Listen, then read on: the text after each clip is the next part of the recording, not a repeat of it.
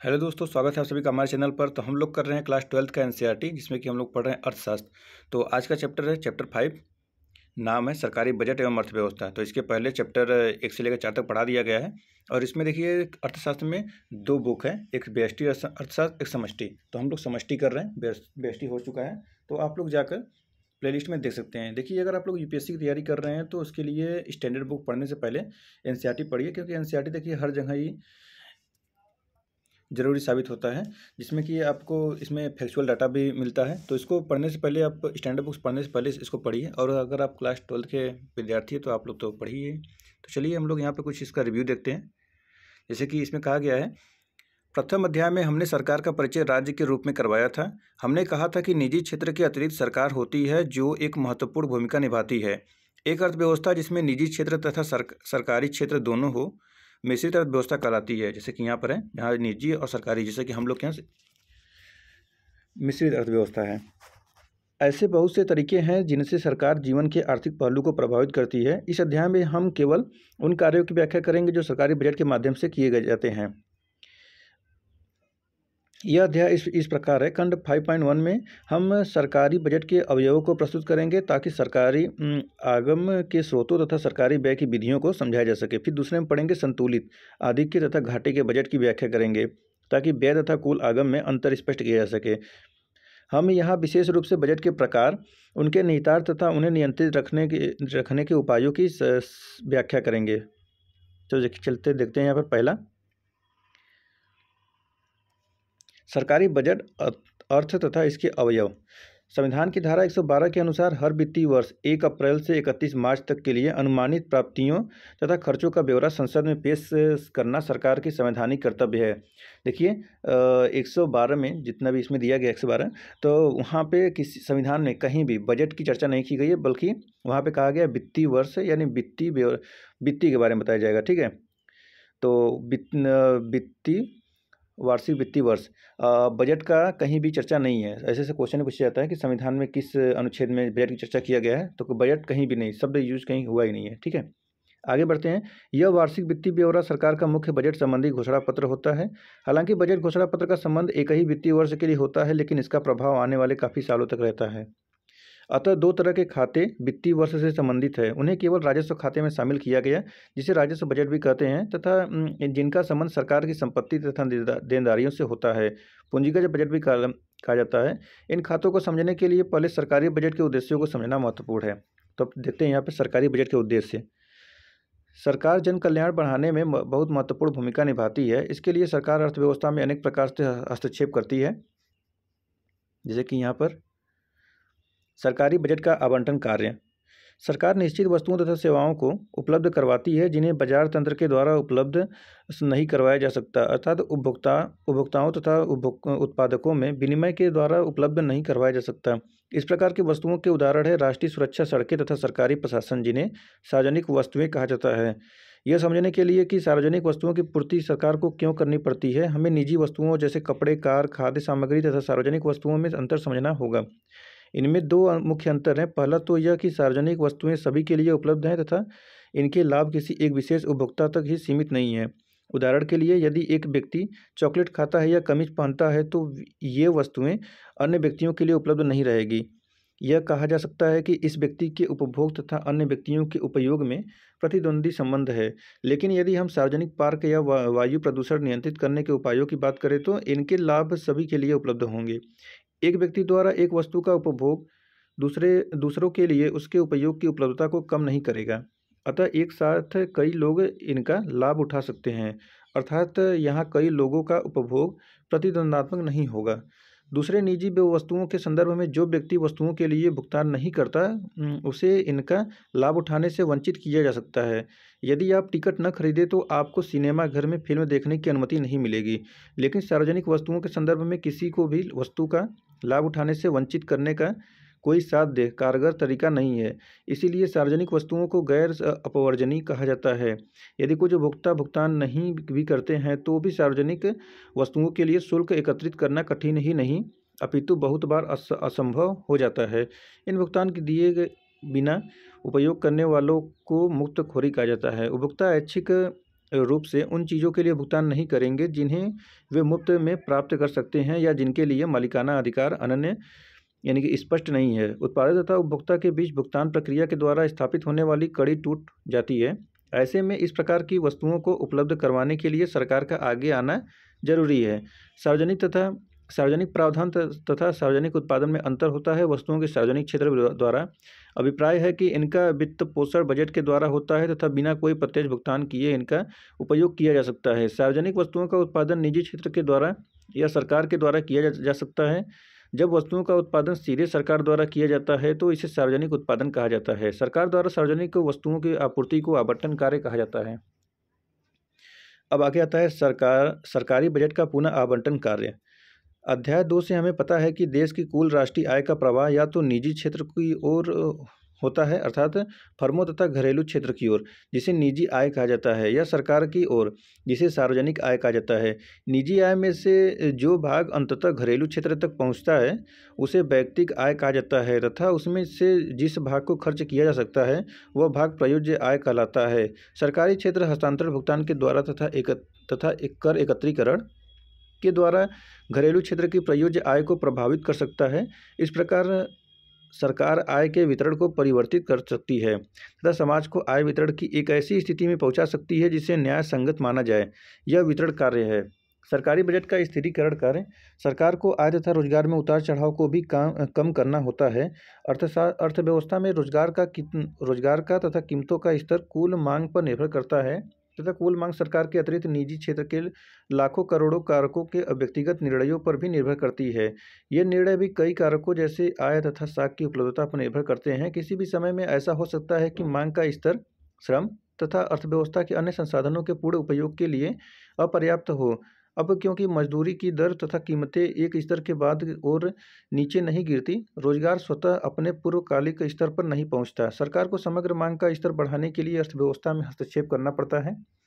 दूसरी ओर कई बार ऐसा भी हो सकता है कि अधिक रोजगार की स्थिति में मांग उपलब्ध उत्पादन से अधिक हो जाए, जिससे मुद्रास्फीति की संभावना हो सकती है। ऐसी स्थिति में मांग को कम करने के लिए प्रतिबंधात्मक उपायों की आवश्यकता हो सकती है।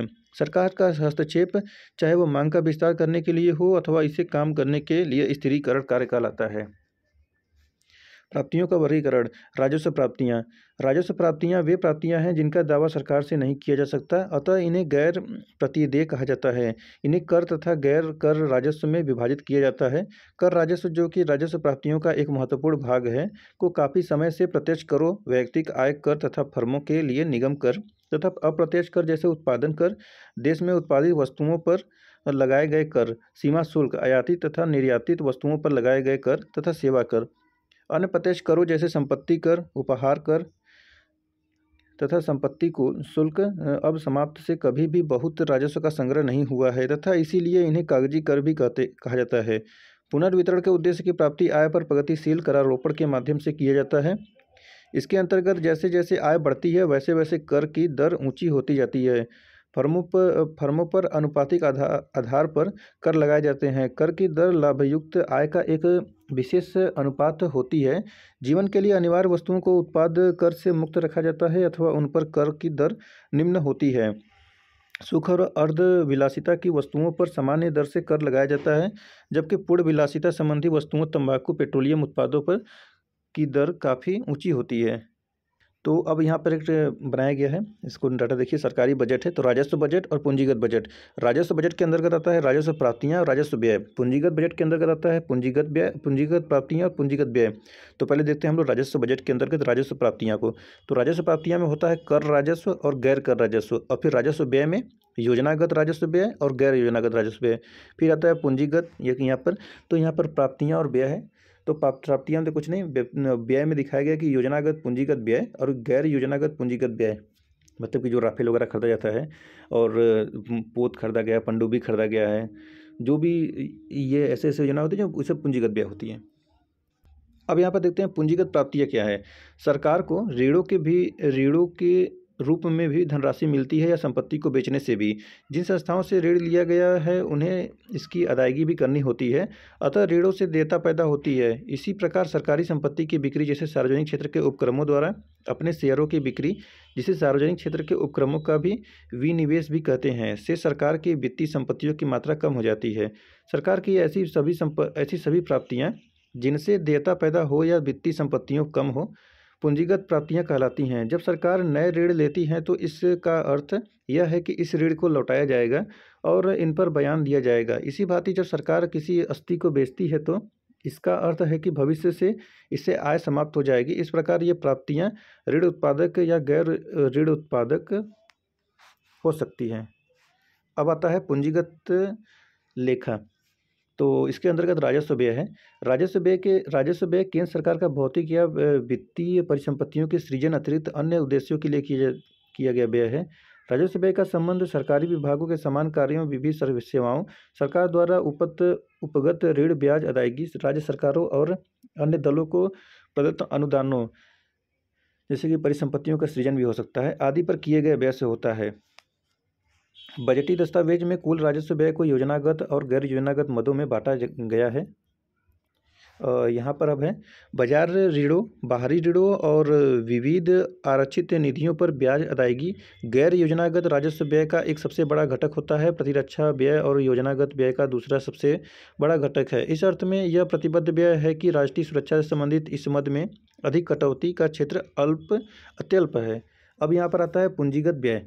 ये सरकार के वे व्यय हैं जिसके परिणामस्वरूप भौतिक या वित्तीय परिसंपत्तियों का सृजन या वित्तीय दायित्वों में कमी होती है। पूंजीगत व्यय के अंतर्गत भूमि अधिग्रहण, भवन निर्माण, मशीनरी, उपकरण, शेयरों में निवेश और केंद्र सरकार के द्वारा राज्य सरकारों एवं संघ शासित प्रदेशों, सार्वजनिक उपक्रमों तथा अन्य पक्षों को प्रदान किए गए ऋण और अग्रिम संबंधी व्ययों को शामिल किया जाता है।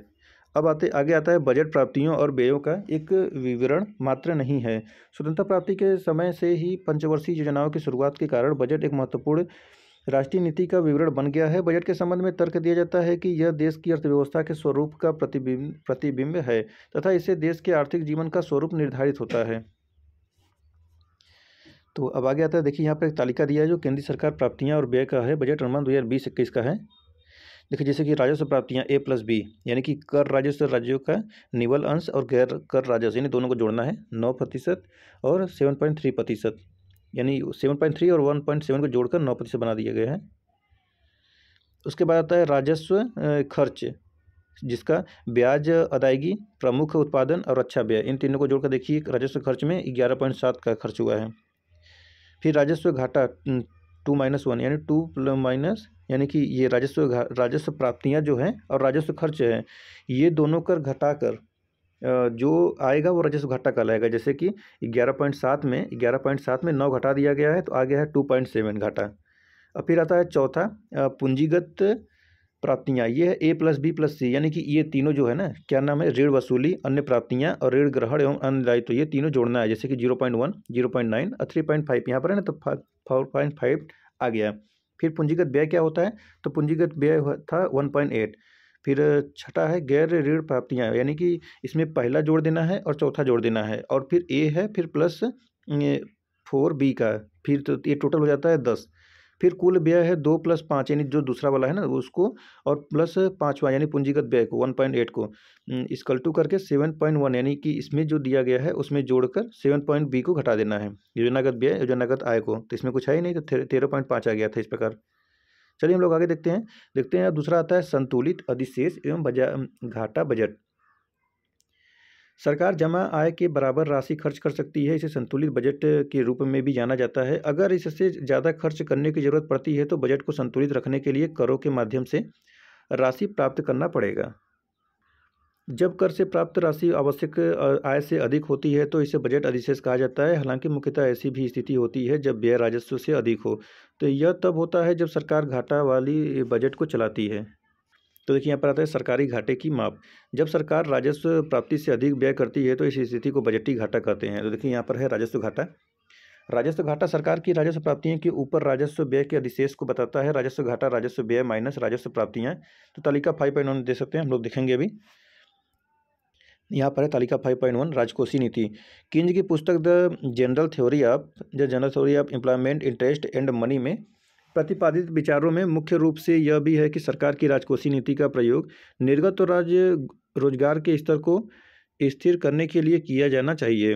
व्यय और करों में परिवर्तनों के माध्यम से सरकार निर्गत और आय में वृद्धि करने का प्रयास करती है, जिसका उद्देश्य अर्थव्यवस्था के उच्चावचन को स्थिर रखना होता है। इस प्रकार में राजकोषीय नीति से एक अधिक जब कुल प्राप्तियां व्यय से अधिक होती हैं, अथवा एक संतुलित बजट यानी जब व्यय और प्राप्तियां बराबर हो के बजाय एक घाटे के बजट का सीजन होता है।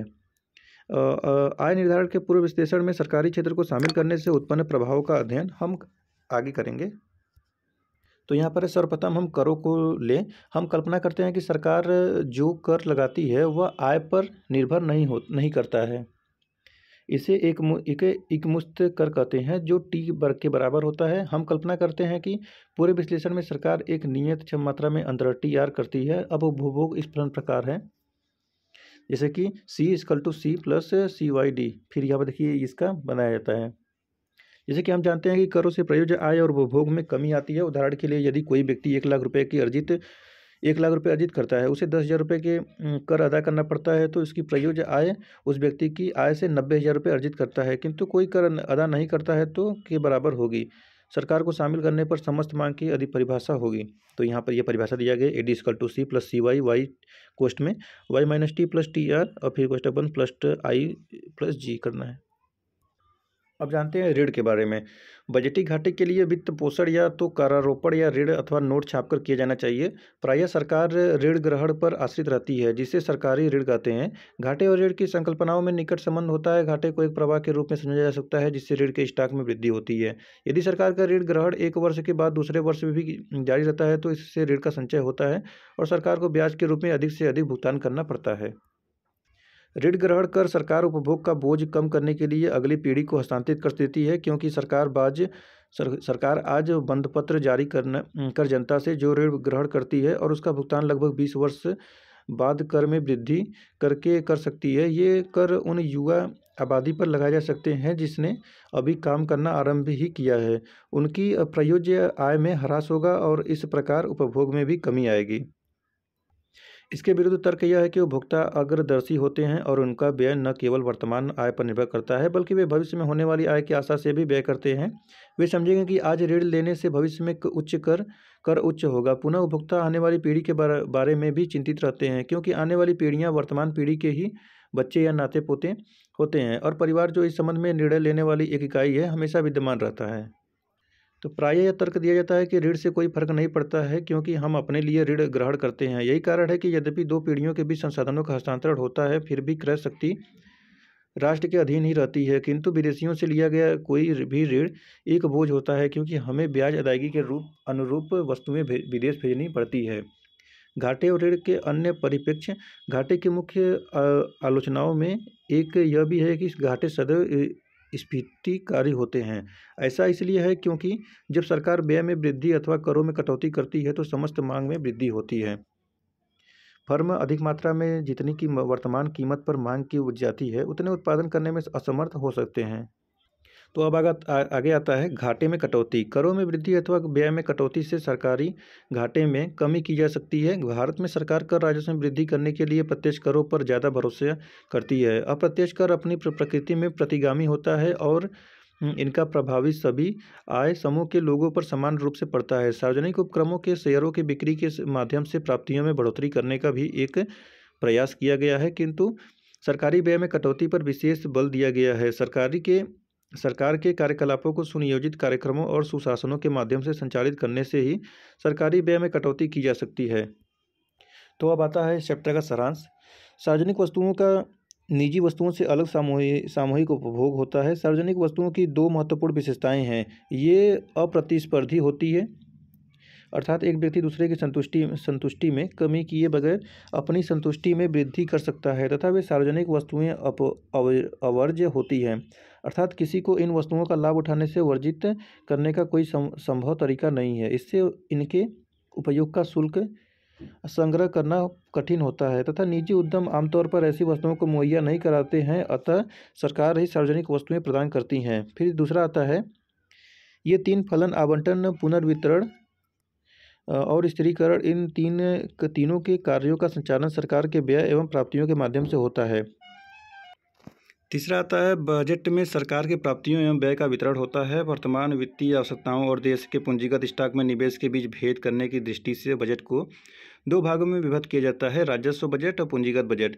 राजकोषीय घाटे के प्रतिशत में राजस्व घाटे की वृद्धि से निम्न पूंजी निर्माण सहित सरकारी व्यय की सरकारी इस प्रकृति में गिरावट प्रदर्शित होती है। अनुपातिक करों से स्वायत्त व्यय गुणक में कम होता है, क्योंकि करों के बाद शेष आय में से सीमांत उपभोग प्रवृत्ति में कमी आ जाती है।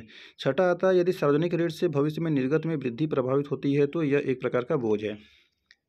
यहाँ पे कुछ कल्पनाएं हैं जो कि सार्वजनिक वस्तुएं, अभ्यांतरिक स्थिर और स्वनिर्णयगत राजकोषीय नीति रिकॉर्डों का समतुल्यता। तो देखिए ये चैप्टर समाप्त हुआ और इसके कुछ क्वेश्चन हैं जो कि आप लोग कर सकते हैं। वीडियो देखिए, रोकिए और क्वेश्चन अगर पढ़ना चाहे तो पढ़ सकते हैं, ठीक है।